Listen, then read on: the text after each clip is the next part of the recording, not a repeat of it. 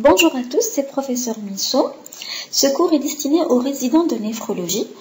Ça fait partie de la préparation de l'examen de BEMS. C'est le dossier de transplantation rénale. Cette partie de ce dossier de transplantation rénale qui s'intitule les voies de signalisation est une partie très importante qui va vous permettre par la suite de comprendre le cours des immunosuppresseurs et du protocole immunosuppressif en transplantation rénale. Lorsqu'on prélève un rein du donneur et qu'on le connecte chez le receveur, il subit 3 temps d'ischémie.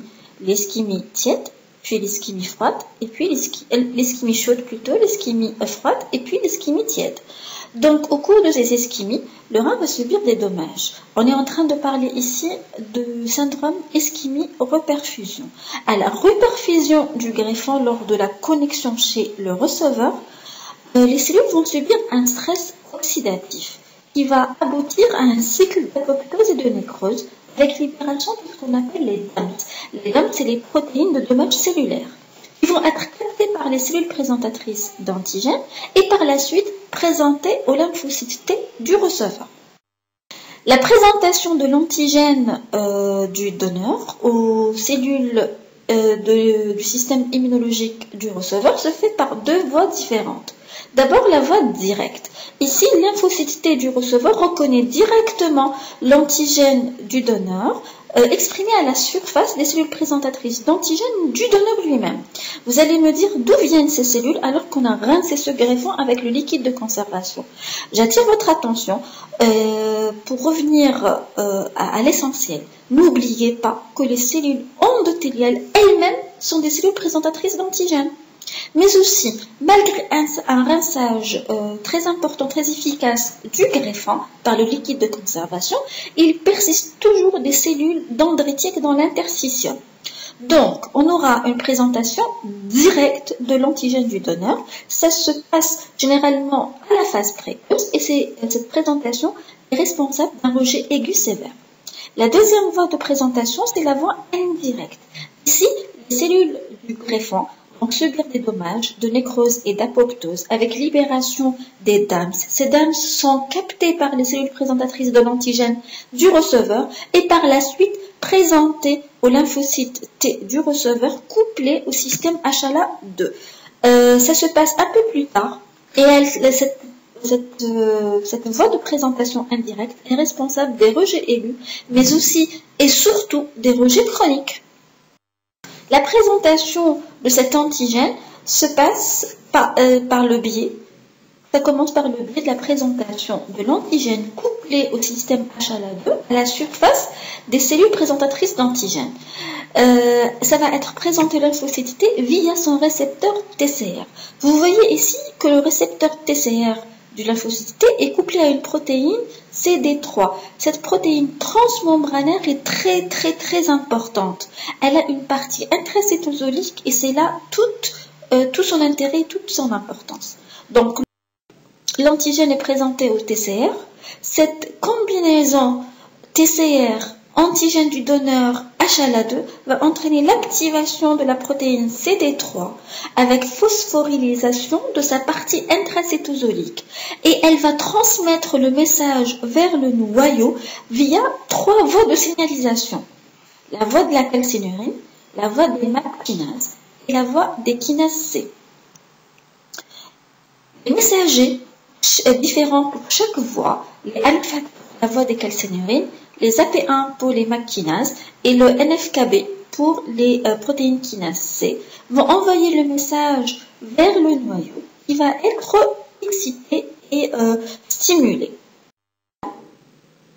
Ça s'appelle le signal 1. Depuis la présentation de l'antigène jusqu'à l'aboutissement du message vers le noyau, tout ça s'appelle le signal 1. Et ce signal 1 va avoir plusieurs conséquences. Cette stimulation du noyau va avoir plusieurs conséquences. La première, c'est le passage de la cellule de la phase G0 vers la phase G1 de la multiplication cellulaire. La deuxième des choses, c'est l'expression de nouveau de CD40 ligand qui va se lier au CD40 exprimé sur les cellules présentatrices d'antigènes.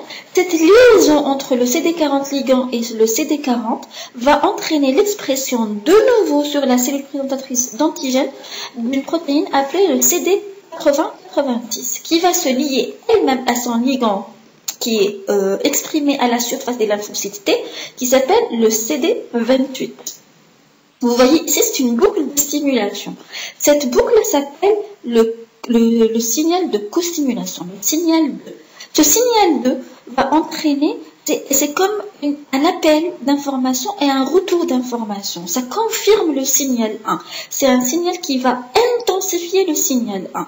Et ça va entraîner une surproduction, une transcription de la chaîne alpha du récepteur à l'interleukine, ainsi que l'interleukine 2.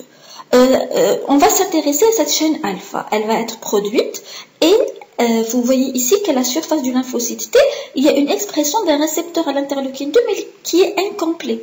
Donc cette chaîne alpha qui est produite grâce au signal 1 et aussi à l'amplification de ce signal 1 par le signal de costimulation, le signal 2, cette chaîne alpha va s'exprimer à la surface, complétant le récepteur à l'interleukine et transformer le récepteur à l'interleukine 2 complet.